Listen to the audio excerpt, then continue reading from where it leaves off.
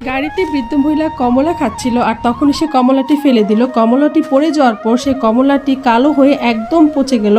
পচে গিয়ে যখন কমলাটি ব্লাস্ট হলো, সেই বীজগুলো মাটির ভিতরে একদম ঢুকে গেল।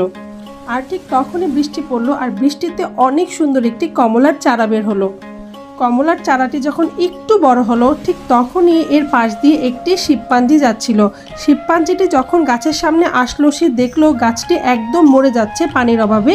ঠিক তখনই সে পানি নিয়ে এসে গাছটিতে পানি দিল আর সেই গাছটি পুনরায় বেঁচে গেল আর অনেক অনেক কমলা ধরলো। সে কাঁচা কমলা পাকার আশায় কমলা গাছের নিচে অপেক্ষা করতে থাকলো। ঠিক তখনই বৃদ্ধ মহিলা দেখতে পেল যে কমলাগুলো গাছে পেকে আছে আর সে গাড়ি নিয়ে কমলার গাছের সামনে গেল আর মন খুলে হাসতে থাকলো। আর একটি কুড়াল এনে গাছটি কেটে ফেললো আর গাছের সবগুলো ফল সে তার গাড়িতে উঠিয়ে ফেললো, সাথে গাছটিও সে সাথে করে নিয়ে গেল। যখন শিবপাঞ্জিটি ফেরত আসলো, গাছটি না দেখে সে অনেক কান্না করতে থাকলো।